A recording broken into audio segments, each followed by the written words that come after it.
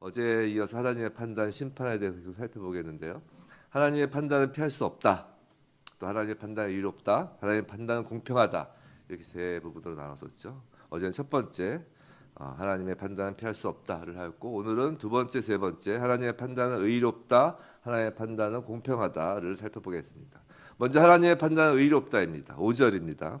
다시 시간 관계상 다시 읽지는 않겠어요. 성경을 보시면 되죠. 5절입니다. 자, 어제 끝부분에 4절을 가지고 말씀드렸던 것처럼 하나님의 그 오래 참으시는 인자하심의 그 목적은 회개인데 오히려 이를 방종의 근거로 삼으려 하는 사람들이 있다는 겁니다. 지금 그들의 상태가 5절에서는 고집과 회개하지 아니한 마음이라고 합니다. 그들의 그러한 완악함은 이제 한 가지 결과를 가져옵니다. 그 5절 끝에 쌓는도다라고 하죠. 그게 그 결과입니다. 본래 이 쌓는다의 이 단어는 헬라어로 테사우리조라고 해요. 테사우리조. 헬라어까지 쓰실 필요는 없겠죠. 근데 이제 값진 보물을 저축하듯 쌓아가는 것을 의미해요. 값진 보물을요. 근데 바울은 그 역설적으로 이것을 진노의 날 하나님의 의로우신 심판이 나타나는 그날에 이 말 진노를 보물처럼 차곡차곡 쌓고 있다라고 표현하는 거예요. 이건 어떤 뉘앙스냐면 이런 거예요. 우리가 너무 어이없는 행동하고 있는 걸 보면 이러죠. 잘하고 있다. 이렇게 얘기하잖아요. 진짜 자연스러운 얘기하는 게 아니잖아요. 잘하고 있다. 이제 그런 뉘앙스를 풍기는 겁니다. 지금 바울은 이제 5절에 이제 하나님의 의로우신 심판, 그 판단이라는 표현을 이제 확대해 가기 시작하는 거예요. 이 판단의 근거가 되는 그 원리를 이제 기술하기 시작합니다. 하나님이 의로우신 심판의 그 원리를 기술해 가기 시작하는 거예요. 6절이에요. 하나님께서 각 사람에게 그 행한대로 보호하시되. 한글 성경에는 이 말씀의 주석이 없어요. 근데 영어 성경은 이 본문 말씀에 이 쌍따옴표로 인용부호가 되어 있어요. 그 주석에 시편 62편 12절, 잠언 24장 12절이라고 되어 있어요. 영어 성경이에요. 거기서 인용 구절이 있다는 거죠. 나중에 그 영어 성경은 각자 확인해 보시고요. 근데 우리는 예수님의 말씀을 보겠습니다. 마태복음 16장 27절. 워낙 유명한 말씀이니까 제가 그냥 읽어만 드릴게요. 찾아보실 필요 없을 것 같아요. 마태복음 16장 27절에 인자가 하나님의 영광으로 그 천사들과 함께 오리니 그때죠. 그때에 각 사람이 행한 대로 갚으리라. 바울도 이렇게 얘기합니다. 고린도후서 5장 10절. 이는 우리가 다 반드시 그리스도의 심판대 앞에 나타나게 되어 각각 선악간에 그 몸으로 행한 것을 따라 받으려 함이라. 각 사람에게 그 행한 대로 보응이라는 원리입니다. 그럼 어떤 그리스도인들은 즉시 반기를 듭니다. 또 우리 가운데서도 갸웃 하는 사람이 있을 수 있어요. 아니 처음에는 오직 믿음으로만 구원을 받는다고 선포하셨잖아요. 맞죠? 로마서 1장 16절 17절이 그거잖아요. 그런데 이제 결국 구원이 선한 행위로 된다고 말하다니 바울 선생님 당신이 말한 그 복음을 지금 파기하는 건가요? 라고 의구심을 갖는 거예요. 이 새벽에 그렇지 않아도 피곤하고 졸리실 텐데 이제 머리가 아파오실 겁니다. 하지만 이 문제는 그리스도인들에게 무언가 항상 찜찜함으로 남는 문제예요. 오늘 한번 해결하고 넘어가 봅시다. 특히 이 자리에 우리 변호사님들도 계신데 아마 변호사님들은 이해하기가 쉬우실 거예요. 이게 법적 용어들이 많아 그래요. 자, 몸을 움직이시고 우리 한번 성령님께 도움을 구합시다. 막 스르르 잠들 수 있어요. 자, 지금 바울은 전혀 모순된 말을 하는 것이 아닙니다. 그가 단언한 것은 구원에 이르는 칭의는 실제로 믿음으로 된다는 거예요. 그죠?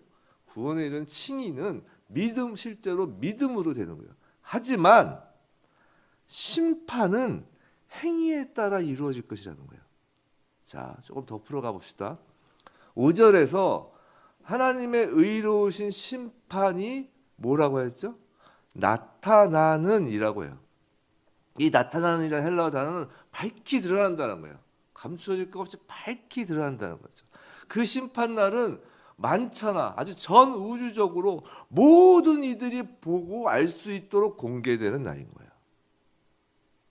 우리 마지막 심판이라고 하면 늘 이제 판결을 선고하는 이 선고 날만을 생각하며 뭐 넌 지옥, 넌 천국 이렇게 갈라서 보내는 나이라고 생각하는데 이건 전설의 고향의 영향이 너무 큰 거예요. 이거 그게 아니라는 거예요.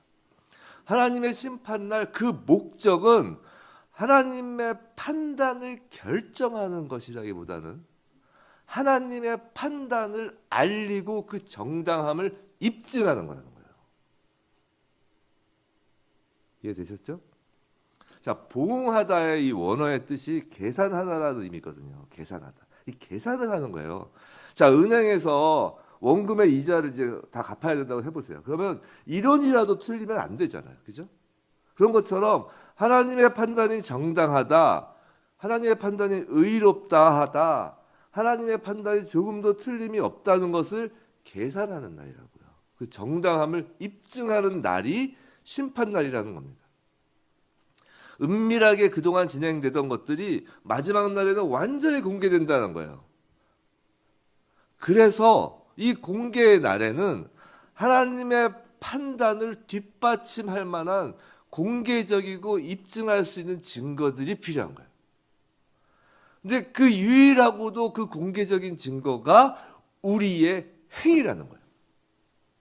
어제 말씀드렸잖아요. 우리의 외적 행위뿐만 아니라 뿌리, 내적 행위. 즉 각자가 행한 대로가 그 펼쳐지는 증거라는 거예요. 각자의 행한 대로가 그 증거이니 그게 너나 할 것 없이 그 모든 증거들이 만천하에 그대로 공개되는 날이 심판날이며 그 보응하심에 즉 그 정확한 계산에 아무도 이의를 달 수 없다는 거예요. 보면 7절부터 이제 10절까지는 이 6절의 원리, 즉 하나님의 의로우신 판단의 기초는 우리가 행하는 일이 될 것이라는 이 원리를 상세히 설명하는 겁니다. 먼저 7절, 8절이에요. 자, 7절, 8절 보세요. 사람의 두 가지 최종적인 운명은 7절에서 영생, 쉽게 말해 천국, 아니면 8절의 진노와 분노, 쉽게 말해 지옥 불못입니다. 뭐 쉽게 갈 수 있는 건 쉽게 이게 설명을 할게요. 자, 먼저 이것의 구분이 전제되어야 해요. 천국과 지옥. 최근 자유주의 신학자 가운데 지옥은 하나님이 사람들에게 착하게 살도록 겁주려고 하는 말이지 진짜 지옥은 없다고 가르치는 사람도 있다는데 큰일 날 소리입니다. 아주 성경을 지 멋대로 인간 좋은 대로 각색을 하는 거예요. 만약 그러신 목사님 만나면 그냥 조용히 피하세요. 그냥 피하시면 됩니다. 신학자들 만나시면. 이제 또 두 경우로 나눕니다. 사람이 무엇을 추구하면서 사는지에 대하여 둘로 나누는 거예요. 자, 먼저 7절에 해당하는 사람이 추구하는 것은 영광과 존귀와 썩지 아니함이라고 합니다. 자, 영광. 이 영광과 존귀, 이게 우리 사람 편에서 하나님이 이게 쓰실 때는, 말씀을 쓰실 때는 영광, 이것은 하나님의 임재라고 했습니다. 이거 제가 자주 말씀드린 거예요. 설교 시간에. 자, 존귀는 하나님의 칭찬을 생각하시면 됩니다. 하나님의 착하다, 충성된 종과 같은 하나님의 인정, 하나님이 인정해 주시는 거예요. 자, 썩지 아니함, 뭐 이건 알죠. 부활입니다.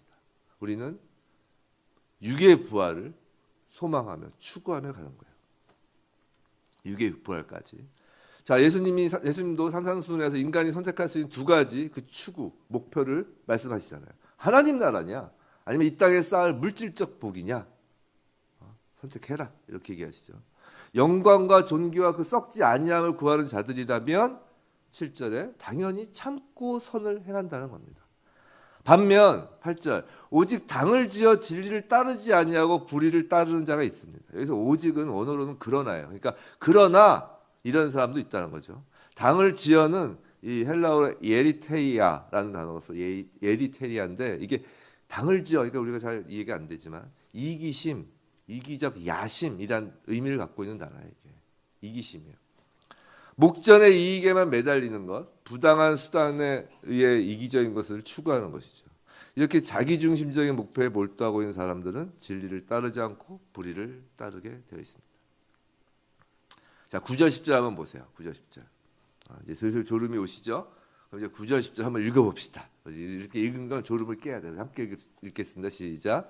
악을 행하는 사람의 영에는 환난과 공고가 있으리니 먼저는 유대인에게요 그리고 헬라인에게며 선을 행하는 각 사람에게는 영광과 존귀와 평강이 있으리니 먼저는 유다인에게요 그리고 헬라인에게요. 이 9절 10절이 사실 재밌는 구절이에요. 이 9절 10절에서는 악을 행하는 자와 선을 행하는 자로 두 범주로 단순하면서 이 땅에서도 맛볼 수 있는 하나님의 심판의 의로움을 말하는 거예요. 이 땅에서. 그러니까 유대인이요 헬라인이요 이렇게 얘기하잖아요. 이 악을 행하는 사람은 보세요. 9절이에요. 악을 행하는 사람은 육신이 아니라 영에라고 써 있어요. 영에. 즉 육으로는 잘 먹고 잘 살 수 있고 뭐 그렇든 아니든 그 악을 행하는 사람에 대한 육에 대한 관심이 없다는 거예요. 지금 하나님은 잘 먹고 잘 살든 마음대로 해라. 가난하게 살든 힘들게 살든 이게 내 관심사가 아니라는 거예요. 다만 너희들 영은 악을 행하는 사람의 그 영은 환난과 공고함에 있다는 거예요. 이 땅에서. 반면 선을 행하는 사람에게는 이 땅에서 하나님의 임재와 칭찬 그리고 이번에는 평강이에요. 부활이 아니죠. 평강이에요. 아까 얘기한 것처럼 영광은 임재고 존귀는 칭찬. 이번에는 평강이에요. 이 평강은 부활을 이 땅에서 경험하는 거예요. 사망으로부터 자유함. 이제 사망을 우리가 두려워하지 않을 수 있기 때문에 부활로 인하여 그래서 얻는 평강이 하나님 주시는 평강이에요. 샬롬을 누릴 수 있다는 거예요. 자, 근데 여기선 영이라고 하지 않아요. 10절에선. 그죠? 영육간에 그렇다는 거예요. 선을 행하는 사람에게. 육신적으로 잘 먹고 잘 산다는 얘기가 아니에요. 영육간에 그렇다고 하니까. 그게 뭐냐면 그 육신이 하나님이 임하시는 성전이 되고 그 행실을 하나님이 칭찬하시며 이 육신 가운데 그 부활의 샬롬, 평안과 치유, 회복이 임한다는 거예요. 이 땅에서. 먼저 유대인에게요. 그리고 헬라인에게를 덧붙임으로 모든 이들에게 의로우신 하나님의 심판을 선언합니다. 자, 세 번째 주제였죠. 하나님의 판단은 공평합니다. 좀 더 속도를 내보겠습니다. 먼저 12절.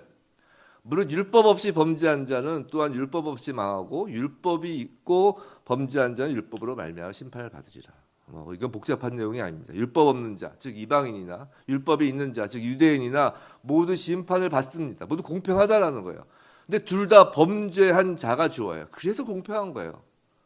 범죄한 모든 사람은 유대인이건 이방인이건 그들이 모세의 율법을 가지고 있던 않건 간에 모두 망하거나 심판을 받는다는 거죠.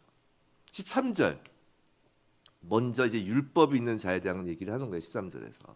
유대인들이 율법을 듣는 것, 즉 아는 것으로 심판을 면하도록 보장해 주지 않는다는 겁니다. 중요한 것은 율법을 듣고 아는 것이 아니라 그것에 대하여 행하고 순종하는 것이 중요하다는 거죠. 13절은 어렵지 않죠. 14절, 15절. 이게 율법 없는 이방인에 대한 거예요. 근데 뭘 읽어도 무슨 말씀인지 껌뻑껌뻑하는 그 말씀 중에 하나입니다. 14절, 자기가 자기에게 율법이 된다는 것이 과연 뭔가? 15절에서 바울은 그것을 기록하는 거예요. 15절에 단어 3개가 핵심이에요. 단어 3개를 이제 한번 이렇게 자기 성경이시죠. 제가 분을 이렇게 줄을 쳐보세요. 양심과 생각과 마음이에요. 찾으셨어요? 15절에서 양심과 생각과 마음입니다. 자, 가능한 15절 쉽게 풀어보겠습니다. 이 양심이 있어요. 딱 양심이 있습니다. 근데 이 양심이라는 단어가 우리가 많이 생각하는 것과 좀 달라요. 제가 옛날에 한번 설교할 때 말씀드렸는데 양심이 뭐라고 생각하시나요? 착한 마음?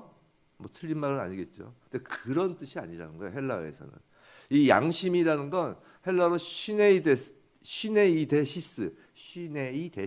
이게 함께라는 쉰과 보다, 인식하다라는 뜻의 에이도의 합성어 시네이돈에서 유래한 단어예요.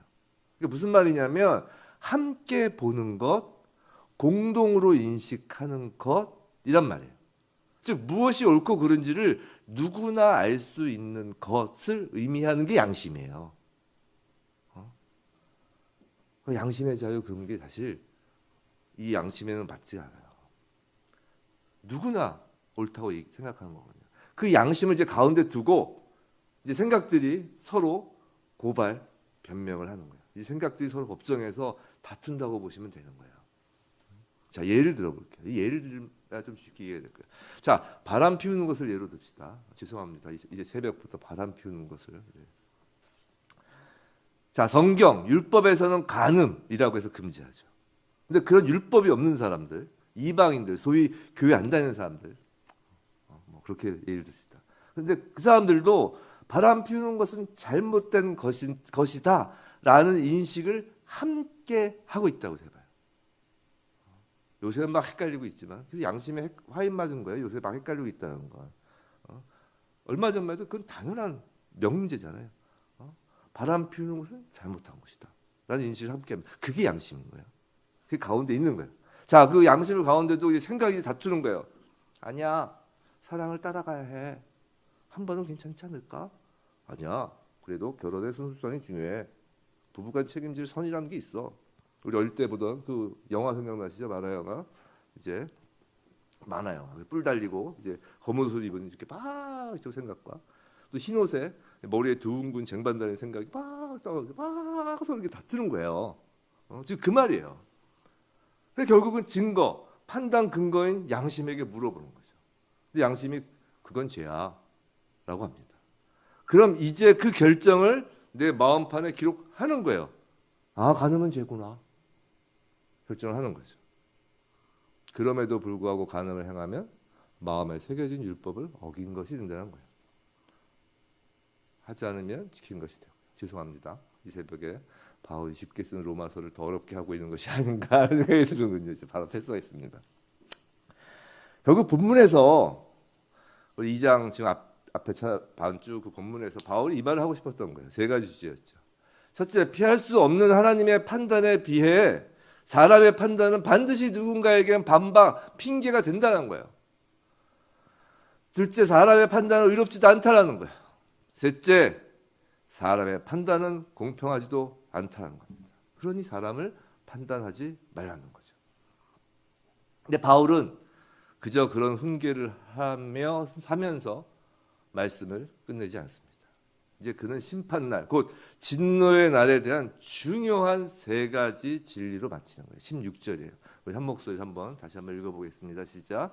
곧 나의 복음에 이른 바와 같이 하나님이 예수 그리스도로 말미암아 사람들의 은밀한 것을 심판하시는 그날이라. 뒤에서부터 한번 보겠습니다. 첫째, 하나님의 심판은 우리 삶의 숨겨진 영역들까지 포함합니다. 현재는 알려지지 않은 것들, 우리의 동기, 뿌리까지 포함해서 모든 사실이 증거로서 명백하게 수면 위로 드러날 것입니다. 둘째, 그런데 그 하나님의 심판은 예수 그리스도로 말미암아 일어날 것입니다. 예수님은 하나님 아버지께서 모든 심판을 다 자신에게 맡기셨다고 말씀하셨어요. 예수님이 심판날의 주인공이라고 하셨습니다. 우리의 심판자가 다름 아닌 우리의 구세주가 되신다는 그 사실을 알기에 우리는 큰 위안이 됩니다. 그나마 다행인 거예요. 그죠? 그나마 다행인 거예요. 셋째, 하나님의 심판은 복음의 일부입니다. 복음의 이른 바와 같이라고 하죠. 본문에서. 복음의 일부입니다. 복음을 간단히 정의하면 뭔가요? 예수 그리스도의 십자가로 이루신 구원의 소식. 그 기쁜 소식 맞죠? 예수 그리스도의 십자가로 이루신 구원의 기쁜 소식입니다. 그럼 하나님의 심판도 기쁜 소식일까요? 아니에요. 그건 단순히 기쁜 소식이 아니라 감격의 소식인 거예요. 감격, 아주 감사함을 깊이 느끼는 소식이라고요. 성도 여러분, 아까 말씀드린 행한 대로 보응한다고 할 때 그 보응이 뭐라고 할까요? 계산하는 거라고 했습니다. 하나님의 심판날 저와 여러분의 행위가 모두 증거로 펼쳐질 겁니다. 그리고 계산하실 거예요. 근데 그 계산은 무척 천천히 진행될 겁니다. 왜냐하면 우리의 악한 행실 위에 하나 예수 그리스도의 그 피를 바르며 계산할 테니까요. 예수 그리스도의 피값으로 다 계산되는 겁니다. 복음이 맞아요. 그럼 그 복음 앞에서 그저 우린 춤을 추며 기뻐하며 즐겁기만 하면 되나요? 그 복음을 믿는 자라면 어쩔까요? 어차피 다 예수님의 피로 계산될 거니까 계속 반복해서 악한 행위를 하자. 그럴까요?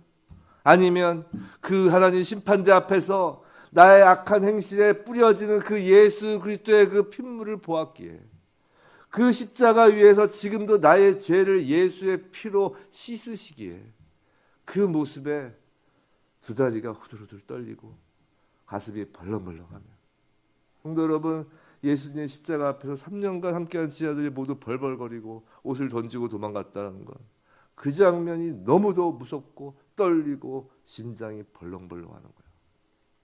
그 십자가 자리는 원래 우리 자리였다. 복음 앞에서 떨리지 않나요? 우리의 악한 행실에, 우리의 불경건에, 우리의 불의에, 우리의 어리석고 불의하며 공평하지도 않은 그 판단함에 그 하나하나 행위 위에 예수의 십자가 피가 떨어지고 있는 그 복음 앞에서 서 있던 적이 도대체 있기는 한 건가요? 아니면 너무 오래전이라 다 까먹고 그저 좋기만 한 건가요? 그 복음을 정말 믿는 자라면, 오늘도 그 복음을 믿는 자라면, 오늘도 믿는 자라면 이 하루를 떨리는 심정으로 조금이라도 그 핏값을 갚아보려고, 빚진 자로서 선하게 살아보려고 발버둥 치는 것 아닌가요? 그것이 믿음의 열매, 행함 아닌가요? 예수님 말씀입니다. 마태복음 7장 21절. 나더러 주여 주여 하는 자마다 다 천국에 들어갈 것이 아니요 다만 하늘에 계신 내 아버지의 뜻대로 행하는 자라야 들어가리라. 구원받은 자, 우린 다른 사람의 구원을 알 수도 없고 알 이유도 없습니다. 지금은 은밀하니까요. 나의 구원만 확실하면 돼요. 다른 사람 생각할 것도 없어. 나의 구원만 확실하면 돼요. 제 얘기입니다.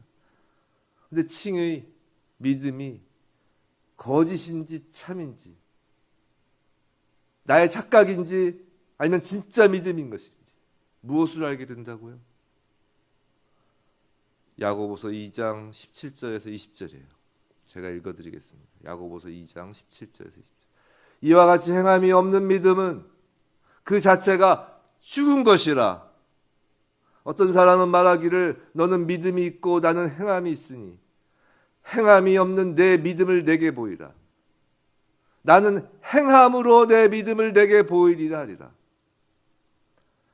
내가 하나님은 한 분이신 줄을 믿느냐? 잘 알도다.